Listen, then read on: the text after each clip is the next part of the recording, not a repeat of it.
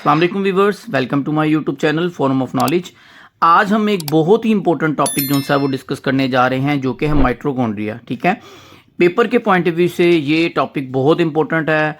बड़ी बार पूछा भी गया था पिछली बुक्स में, और इस बुक में भी ये बड़ा इंपॉर्टेंट टॉपिक है। ठीक है, आपने वीडियो को एंड तक देखना है ताकि इस टॉपिक को आप क्लियर करके पेपर में एज इट इज लिख के जो है वो अच्छे मार्क्स गेन कर सकें।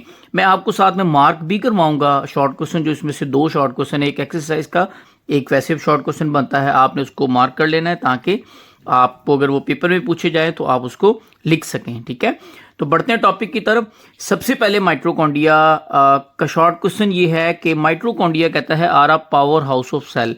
जो माइटोकॉन्ड्रिया है वो पावर हाउस ऑफ सेल है। आपको पहला शॉर्ट क्वेश्चन यही पूछ सकता है, why mitochondria are power house of cell. इसको सेल का पावर हाउस क्यों कहते हैं? इसको हम समझने से पहले एक चीज़ देखें कि हमारी जो सिटी होती है, जो शहर होता है, उसके अंदर भी एक बिजली घर होता है। ठीक है, वो बिजली घर क्या करता है? पूरे के पूरे शहर को जो है वो इलेक्ट्रिसिटी एनर्जी जो है वो प्रोवाइड करता है। इसी तरह जो हमारा सेल होता है, उस सेल के अंदर ये माइटोकॉन्ड्रिया मौजूद होता है, जो पूरे के पूरे सेल को एनर्जी बनाकर देता है। ठीक है, for that reason we say कि mitochondria are the power house of cell. अब इसकी रीजन लिखिए, बिकॉज दे प्रोड्यूस एनर्जी। ये क्या प्रोड्यूस करता है? माइटोकॉन्ड्रिया एनर्जी प्रोड्यूस करता है। They perform reaction of aerobic respiration in which oxygen is use to break food glucose to release energy in the form of ATP. ये क्या करता है? जो फूड होती है, ठीक है, हमारे हम जो खुराक खाते हैं, जैसे ग्लूकोज है, जो हमारे पास ग्लूकोज है, ये ऑक्सीजन की प्रेजेंस में ये ग्लूकोज टूटेगा और ये किस में कन्वर्ट होगा? कार्बन डाइऑक्साइड में कन्वर्ट होगा, प्लस हमारे पास वाटर होगा, प्लस एटीपी की फॉर्म में एनर्जी रिलीज होगी। एटीपी को हम कहते हैं सेल की करेंसी है। ठीक है, तो ये हमारे पास एटीपी जो जनरेट होंगे, ये सेल की एनर्जी है। ठीक है, तो सेल इसको इस्तेमाल करते हुए अपने डिफरेंट जो काम है उसको परफॉर्म करेगा। तो ये हमारे पास पहला शॉर्ट क्वेश्चन हो गया, why mitochondria are power house of cell. अब हमारे पास ये माइटोकॉन्ड्रिया का स्ट्रक्चर दिया हुआ है। ठीक है, हम इस ये डायग्राम में अगर हम देखें तो इस डायग्राम में माइटोकॉन्ड्रिया की 2 मेम्ब्रेन होती है। ठीक है, आउटर मेम्ब्रेन, सबसे बाहर वाली जो मेम्ब्रेन है, आउटर मेम्ब्रेन, वो क्या है? वो स्मूथ है। अगर हम इनियर मेम्ब्रेन को देखें, वो देखें ये बल्क आई हुई है, अंदर को इस तरह इनफोल्ड हुई हुई है। ये इनियर मेम्ब्रेन फोल्ड हुई होती है, इसको हम कहते हैं ये क्रिस्टिया है। क्या है? ये जो फोल्डिंग है इनियर मेम्ब्रेन में, इसको हम क्या कहते हैं? क्रिस्टिया।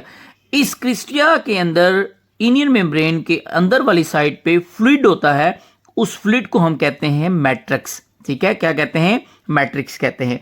इसी के साथ जो माइटोकॉन्ड्रिया होता है वो क्या करता है? इसके अंदर अपना राइबोसोम होते हैं और अपना डीएनए होता है। ये माइटोकॉन्ड्रिया जो है वो सेल्फ रेप्लिकेटिंग बॉडी है एक तो, दूसरे नंबर पे क्या है कि ये अपनी एनर्जी खुद बनाता है।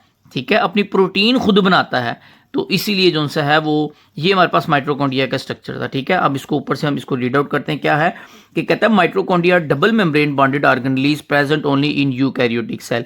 ये यूकैरियोटिक सेल में सिर्फ मौजूद होते हैं। ठीक है, हमने पहले स्टार्ट में देखा ना प्रोकैरियोटिक और यूकैरियोटिक में डिफरेंस। तो माइटोकॉन्ड्रिया सिर्फ यूकैरियोटिक सेल में जो है वो मौजूद होते हैं। 2 मेम्ब्रेन होती है। Outer membrane of the mitochondria smooth, outer membrane बिल्कुल स्मूथ होती है, लेकिन जो इनियर मेम्ब्रेन है फॉर्म मैनीफोल्ड।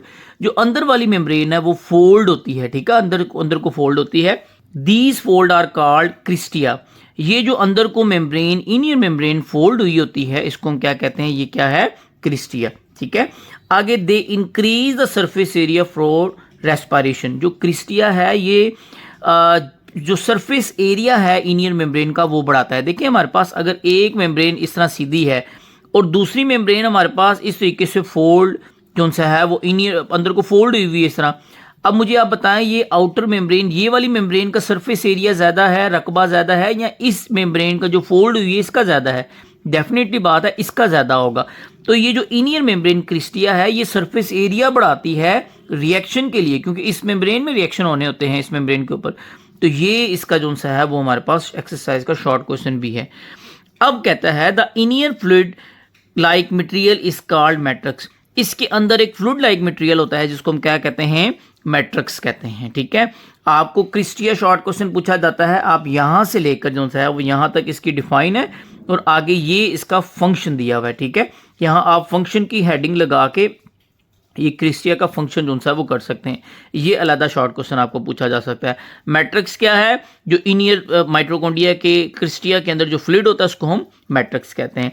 नेक्स्ट हमारे पास कहता है mitochondria contain their own DNA and ribosome. Mitochondria के अंदर अपना डीएनए होता है और अपना राइबोसोम्स होते हैं। नेक्स्ट हमारे पास कहता है the ribosome of mitochondria are more similar to prokaryotic ribosome. जो माइटोकॉन्ड्रिया का राइबोसोम होता है वो सिमिलर होता है प्रोकैरियोटिक राइबोसोम की तरह than to eukaryotic cell. Eukaryotic cell के निस्बत जो सा है वो जो माइटोकॉन्ड्रिया का राइबोसोम होता है वो प्रोकैरियोटिक सेल राइबोसोम से सिमिलर होता है, ठीक है। इससे ज़्यादा मिलता जुलता होता है as compare to eukaryotic ribosome की तरह। तो ये हमारे पास जो सा है वो आज का एक इंपॉर्टेंट लेक्चर था। अगर आप हमारे चैनल पर न्यू हैं तो चैनल को लाइक और सब्सक्राइब ज़रूर करें ताकि हर आने वाली इंपॉर्टेंट वीडियो आप तक बर वक्त पहुंच सके।